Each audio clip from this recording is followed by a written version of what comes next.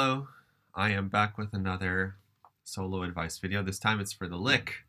There is a video that went viral about 5 years ago from this date, I think in 2013. I guess that wouldn't be 5, it would be 4. But anyway, it's a hilarious video and it showcases the idea that there is a common lick that jazz musicians have used throughout the years. And this person that realized this lick, or maybe knew about it, they just basically proved their point hard style and found tons and tons of videos of different kinds of genres using this same lick in different keys. The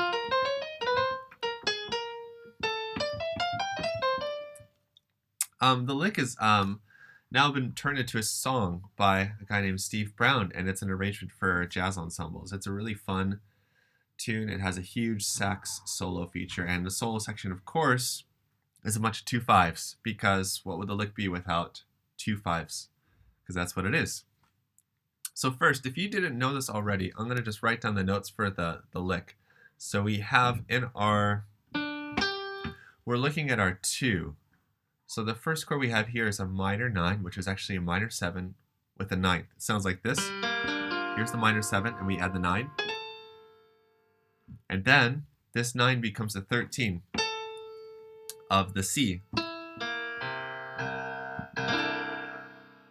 And notice we go back.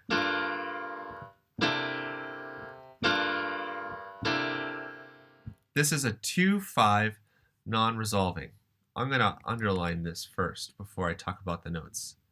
So this is a 2/5. Even though it's not minor 7 to dominant 7, it's still a 2/5 because it wants to go to 1. What that means is when you play these G minor 9 to a C13, you can still play an F over this. And I find F because I go to the 1 for my harmonic content, which is F. I can play F this entire section. And this is why I know, because these notes are all from F. And C. They're all in the key of F, so I could play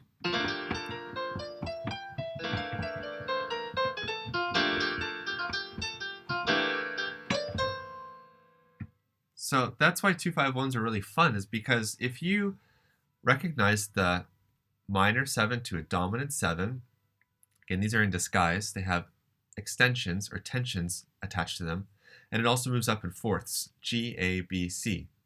G, A, B, C, it has to move up in a fourth, so, okay, I'm getting behind. All right, so 2/5s, these are the things that have to happen for it to be a 2/5. So the first thing is it has to be a minor 7 to a dominant 7. I'll just put an X, because it could be anything, right? Sorry, it's messy. I need a Wacom. Somebody buy me a Wacom. All right, and then we have, it has to move up in a fourth. And I like to think up in fourths because that's the way harmonic motion in jazz works. I know it's a 2, 5, and 1. 1 should be on the left. 1 should be 5 down from here. But really, C, D, E, F. We can go up 4 from C. It's a different way to think about it. But at the same time, if you're a pianist or a guitarist, even a bass player, you would know already that jazz is, like the foundation of jazz is really built on fourths. That interval of a fourth, it's in the blues. That tritone that's here, it's basically an augmented fourth.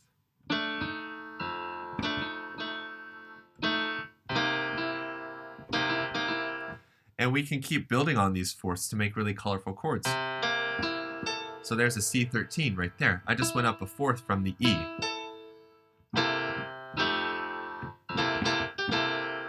So you can get some really cool sounding jazz chords just by building off of fourths. It's not always going to sound great, but you can do it.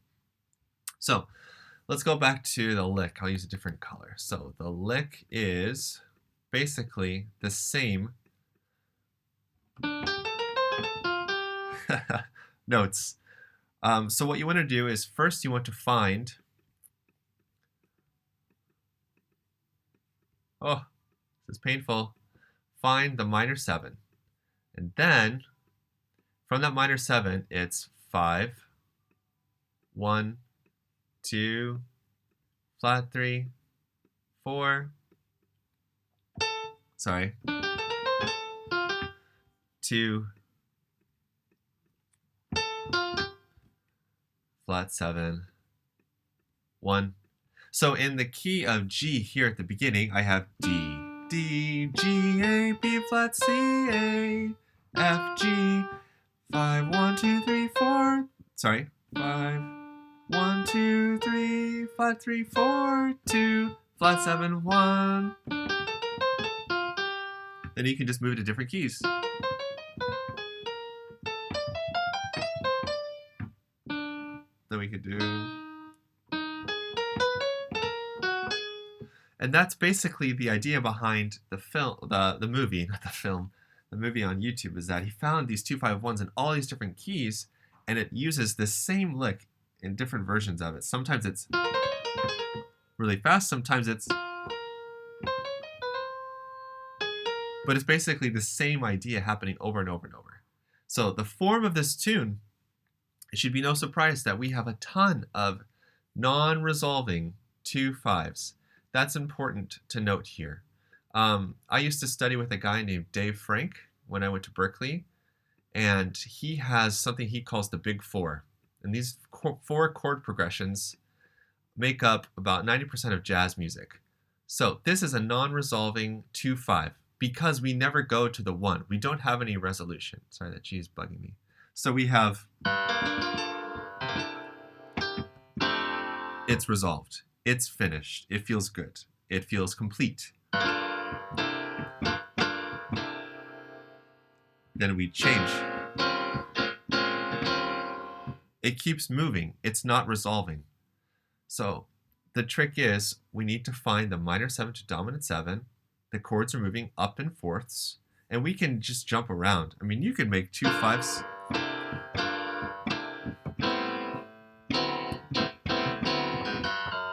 We can do... Sorry.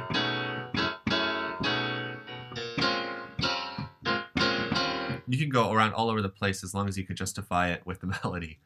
So that's what we're kind of doing here. We're moving around in fun directions. So we go from F to, here's another 2-5, and 2-5 again. So if this is our 2, and this is our 5, what is our 1? So we can do 2 things. We can go down a step, go down a whole step from our 2, or we can go up 4. Let's go down 1. So it'd be A flat. Going up 4, E, F, G, A flat. It's a perfect fourth. So this is going to be the key of A flat. And I'm talking all in concert key right now, so you'll have to do your own transposition. Same thing happens here. So A flat's going to carry right here. And now we have a different thing happening here. We have a G minor 7 with a flat 5. Then we have a C7 with the flat 9 and that sharp 11 to an F minor 9. Does this sound major or minor to you? If you answered minor, you're right. So this is a 2-5-1 that completes in key of F minor.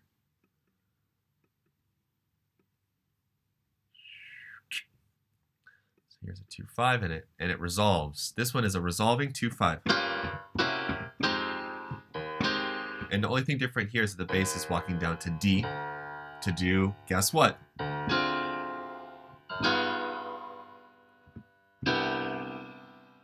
This is an interesting 2-5. So we have the key of, let's see, go down a whole step, C, or go up 4 from G, G, A, B, C. But note the notes we have.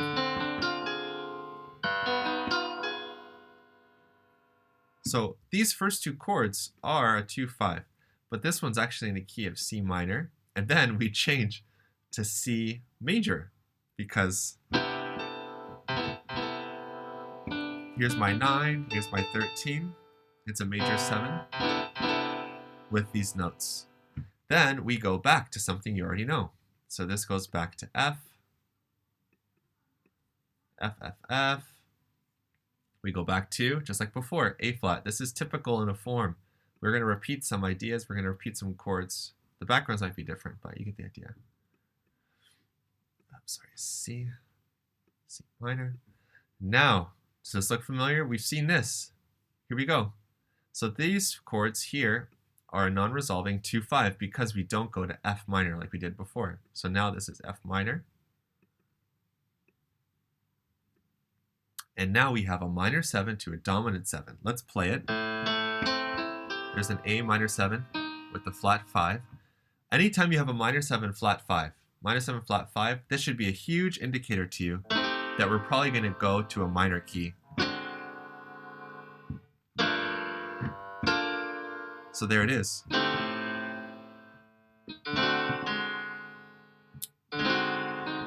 This is really the chord we have here, the D7 flat 5.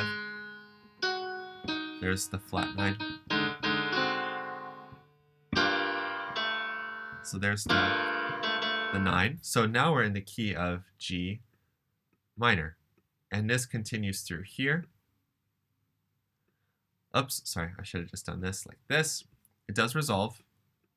But now we have G minor going to a C13 with a flat 9. But this is really minor 7 to a dominant 7 in disguise, moving up a fourth. So this is also a 2-5 in the key of going up 4 from here, C, D, E, F, one whole step, F.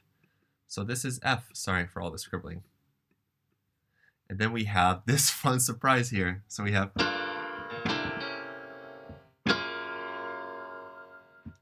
this is a nice little touch. We have this flat 2. This G flat major 7 with a 9. Then we go down a half step. So it's a cool way to kind of throw off the feel of what you expect to happen.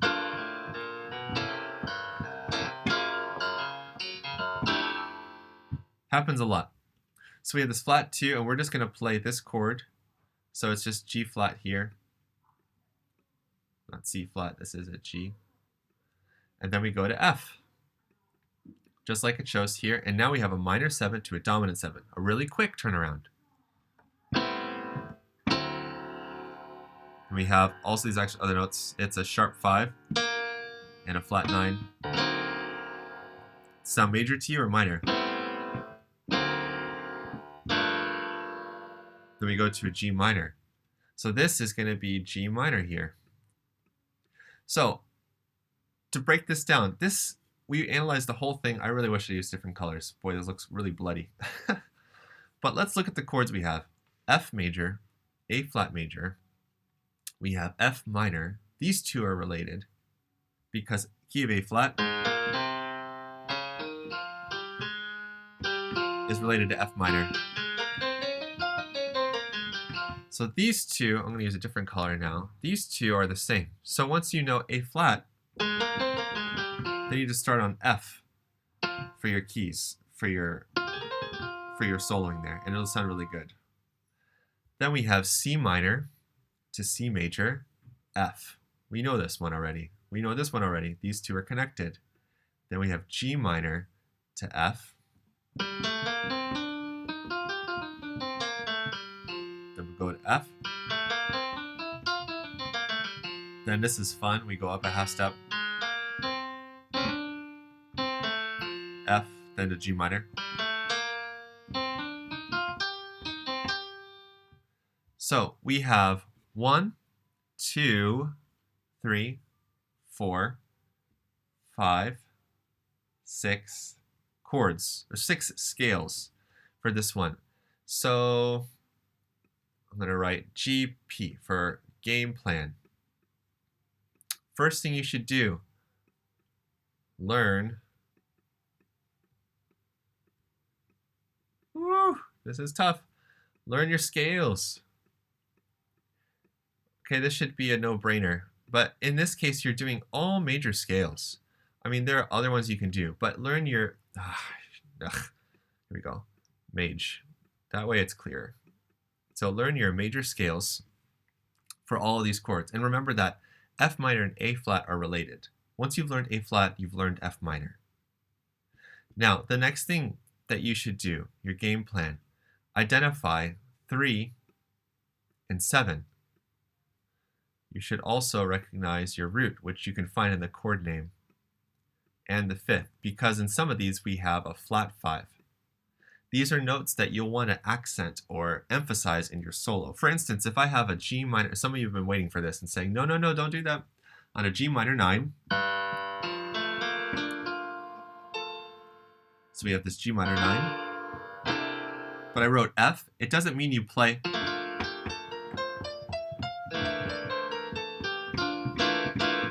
staying on F the whole time. No.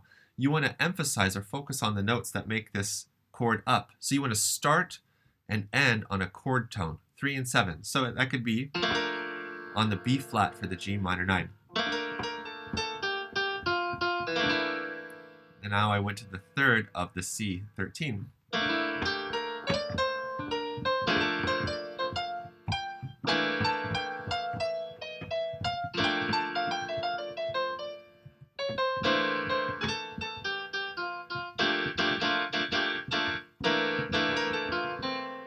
You could do a lot with that. So look for the 3 and the 7. The next thing you can do is, if you're getting bored, you can add in some blue notes, or you can add in some colorful notes by adding the amp,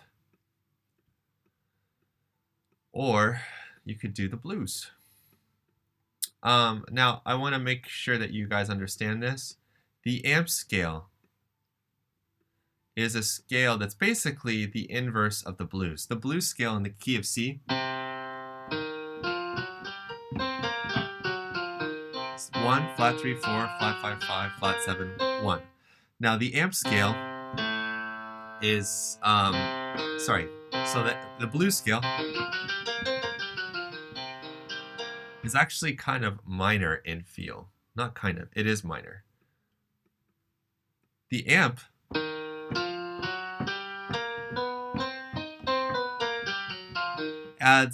we add one note to the blues scale. It's 1, 2, flat 3, 3, 5, flat 6, 6, 1. So it's the altered major pentatonic scale. Altered meaning that we've changed notes from the major pentatonic. We've added in the flat 3 and the flat 6. And it's a 5-note, well, it's not a 5-note scale anymore. So we have this amp scale is used on major. It's used on major motion. So for instance, here in the beginning I have a 2-5 in the key of F, so I could actually play an F amp scale here because it's major.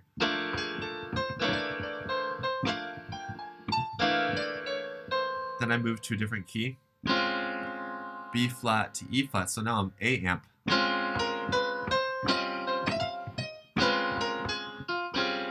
And now here's a good example. Now I'm going to F minor. So I'm going to G. Let's get the chords under my hand, sorry. So I got, here we go, so G minor. Now I'm going to do F blues.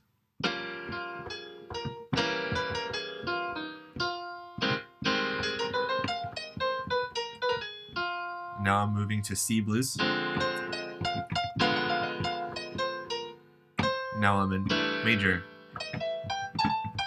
So you can see, if you know your scales that you're supposed to use and you recognize major, minor, all that stuff, when you see the minor, just go to blues. When it's major, go to amp. This is just one option.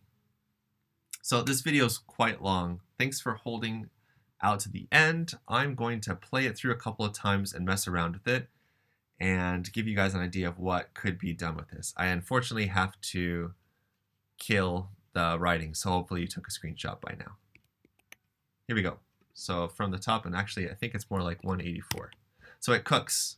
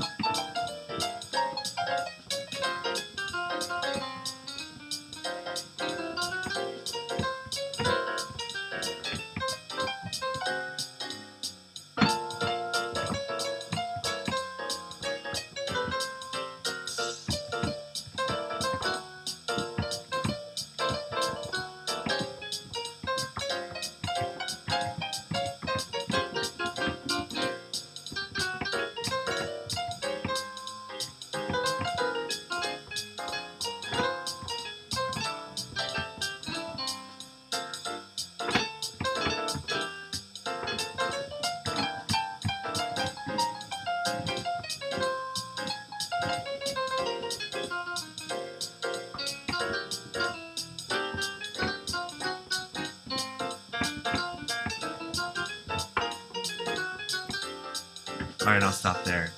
So, making some mistakes here and there, you know what I do. But you could hear some ideas. I was using the amp scale. I was using major scales as well. And I was trying to focus on starting and ending my phrases on those chord tones and focusing on those scales. And it came together. It's really quick. So you've got to know your scales. You've got to know 3 and 7. You've got to be comfortable with minor and amp in those keys. But once you are, boy, you're going to cook and you're going to do the lick some justice. So that would be another good thing to practice too, is the lick. I should have thrown it in there. But it's a little bit exhausting after a certain point, right? Anyway, thanks for watching. Happy practicing. See you next time.